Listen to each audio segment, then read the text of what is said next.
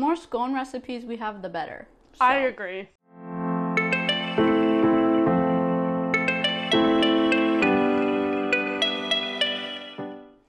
What's up? It's Kat and Dev from Two Market Girls. Welcome back to another vegan recipe. And today we're making one of our favorite desserts to make.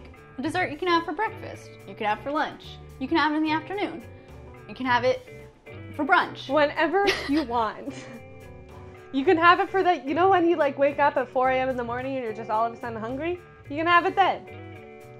That is so specific, but I agree. Oh, we're making scones. What did we make? We made raspberry lemon scones. And they're so good.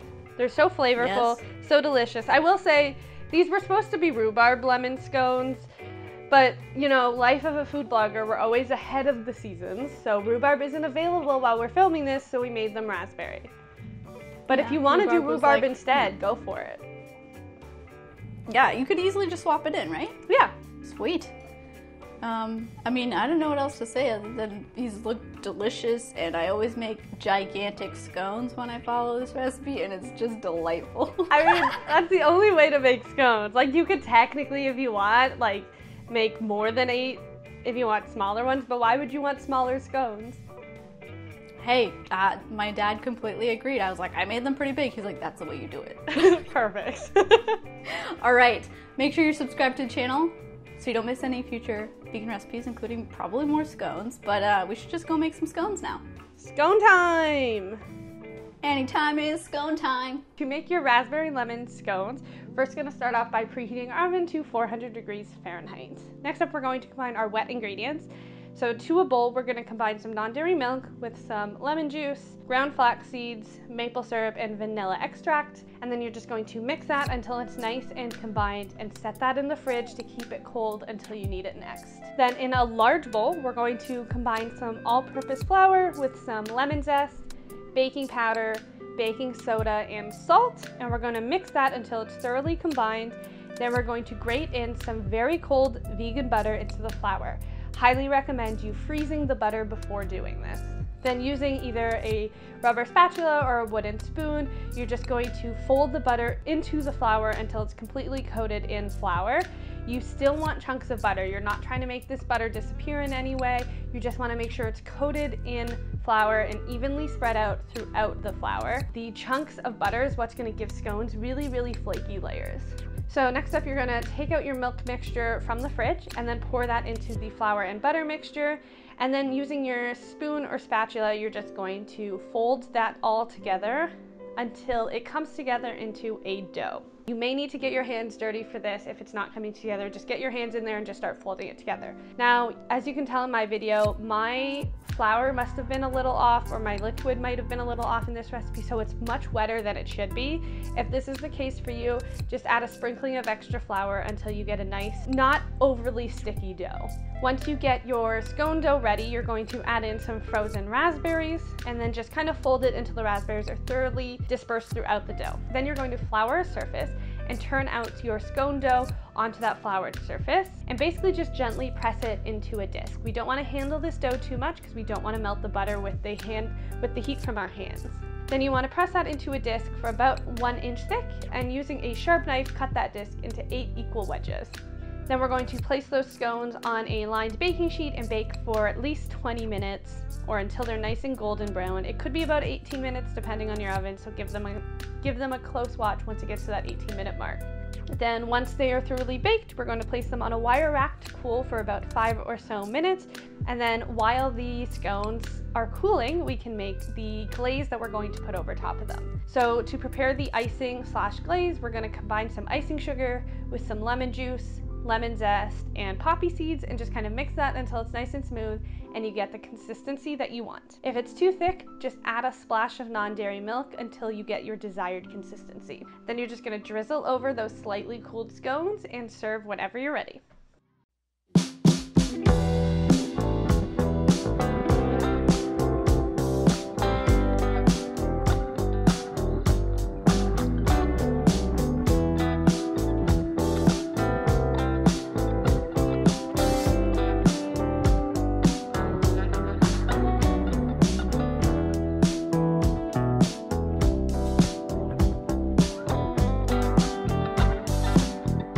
my god, I love the way they look so much.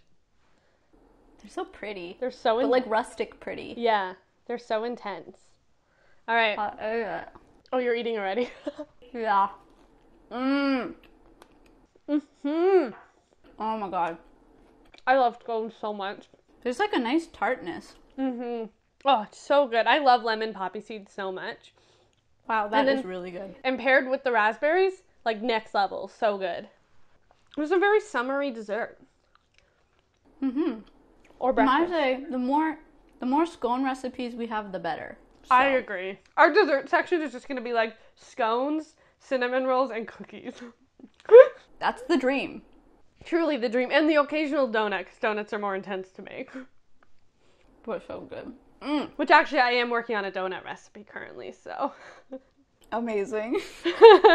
I love how like soft these scones are. But then like the crispy edges. What do we talk about? They're just so good. I think we should just talk about scones. Yeah. I don't think, we have made something lemon poppy seed. We made muffins once. But like, I feel like lemon poppy seed is a really underrated flavor. Yeah, and I'm surprised that we don't have more recipes that have it in it, you know?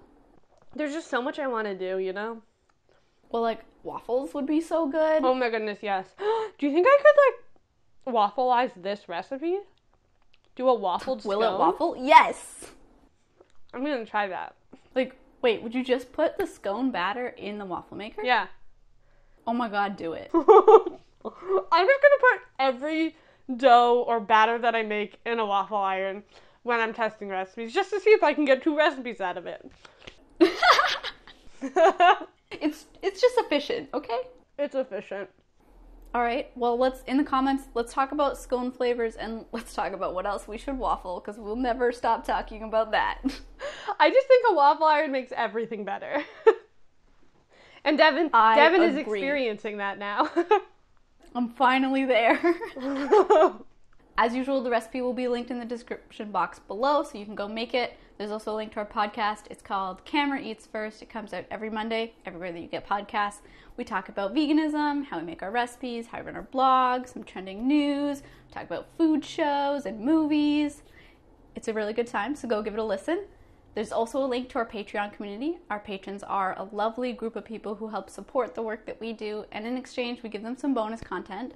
So if you're able to support us that way, we really, truly appreciate it. But if not, that's okay. Give this video a thumbs up, comment, subscribe, and please share it with somebody else who might enjoy. We would love for more people to know that these delicious scones are super easy to make and can be eaten any time of day. It just makes me feel like summer, you know? Yeah, and like, I don't want to insult rhubarb, but I don't really miss it. I really do like rhubarb, but it's not even if it was available year-round, I wouldn't be eating it. I think I like it because it's such a seasonal thing. Like, when it comes around, it feels special. But it's almost one of those things that, like, I don't really remember what it tastes like. Yeah, does rhubarb even have a flavor?